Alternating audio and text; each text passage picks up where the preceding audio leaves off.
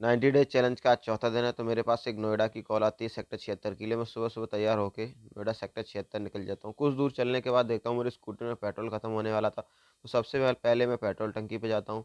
वहाँ पेट्रोल डलाता हूँ, टंकी कराता हूँ फुल, क्योंकि आज पूरे दिन मुझे काम करना था, बहुत सारे पैसे कमाने हैं, तो इसके लिए मैं टंकी फुल कराता हूँ। लगभग 300 रुपये की पेट्रोल डलवाने के बाद मैं निकल जाता हूँ सेक्टर 76 के लिए।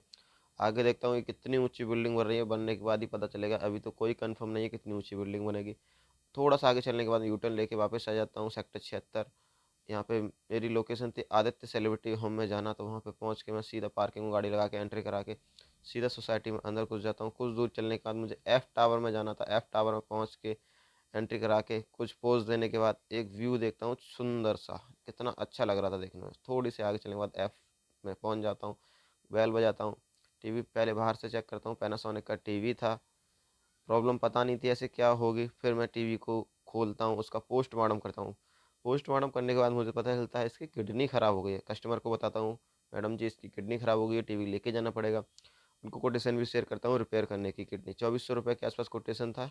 टीवी लेके फिर मैं वहाँ से निकल जाता हूँ दूसरी लोकेशन पे। मेरे एक मित्र हैं डीपी सिंह जी, जो मुझे बहुत याद कर रहे थे। उनके पास 3-4 टीवी थे, टीवी ठीक कराने के लिए, तो मैं वहाँ के लिए निकल जाता हूँ। कुछ दूर चलने के बाद मैं पहुँचता हूँ, एक ये हॉस्पिटल बना हुआ है, पता नहीं कौन सा बना हुआ है, सेक्टर 41 पे, बहुत ही सुंदर लग रहा था।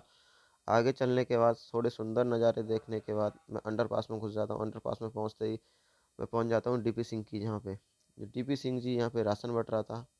तो मेरा तहे दिल से बैठे बैठे सोफे पे इंतजार कर रहे थे। मैं देखता हूँ, मैं उनकी भी वीडियो बना लेता हूँ। वो मुस्करा रहे थे देख के, क्या हो मेरी वीडियो बना रहे हैं। फिर कुछ देर देखने के बाद मैं अपना टीवी रखता हूँ। फिर उनसे पूछता हूँ कौन सा है। उन्होंने टीवी पहले ही काउंटर पर रख रखा था। टीवी चेक करता हूँ, पता चलता है कि टीवी का मदरबोर्ड में इशू है, वो पॉसिबल नहीं है रिपेयर होना, को उसकी मेन प्रोसेसर आईसी ख़राब हो गई थी। चेक करने के बाद उस टीवी को मैं उठाता हूँ और रख देता हूँ साइड में। कुछ वोल्टेज भी चेक करता हूँ कि सारे वोल्टेज आ रहे हैं कि नहीं आ रहे। सारे वोल्टेज भर रहे थे।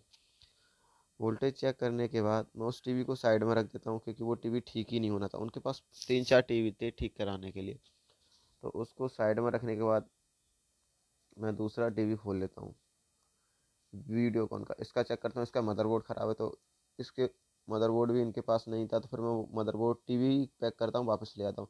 उसके बाद मैं तीसरा टीवी खोलता हूँ पैनासोनिक का। इसमें पिक्चर की इशू आ रही थी, तो इसमें भी मदरबोर्ड में इशू था, तो मैं वहीं पे इसको ठीक करता हूँ। ठीक तो हो जाता है, पर थोड़ी दिक्कत रह जाती है एलवीडीएस की। उसको क्लीन करके मैं दोबारा लगाता हूँ, तो पिक्चर ठीक हो जाती है और वो खुश हो जाते हैं, हाँ मेरा एक टीवी तो हुआ ठीक। और उसके बाद एक तीसरा टीवी था एसर का 50 इंच का, वो भी ठीक करता हूँ। और उसको ठीक करने के बाद मैं अपने शॉप पे वापस निकल आता हूँ आने के लिए। वापस आने के बाद अपनी शॉप पे आ जाता हूँ। यहाँ पे लड़का बैठा हुआ मोबाइल चला रहा था, उससे कहता हूँ भैया टीवी निकाल लो। जो एक कस्टमर के यहाँ से लाया था और एक डीपी सिंह के यहाँ से लाया था, दोनों टीवी लेने के बाद फिर मेरे पास एक और कॉल आ जाती है। वहाँ के लिए निकल जाता हूँ सेक्टर 62 के लिए। 62 निकलते ही मैं, थोड़ी दूर था मेरी लोकेशन से, तो वहाँ पहुँच जाता हूँ। अपार्टमेंट में एंट्री कराता हूँ।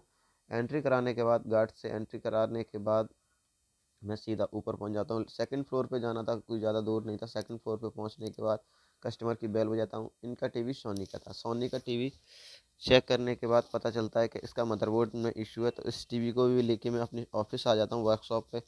यहाँ आके मैं दोनों टीवी चेक करता हूँ शाम को, और दोनों टीवी ठीक हो जाते हैं शाम को।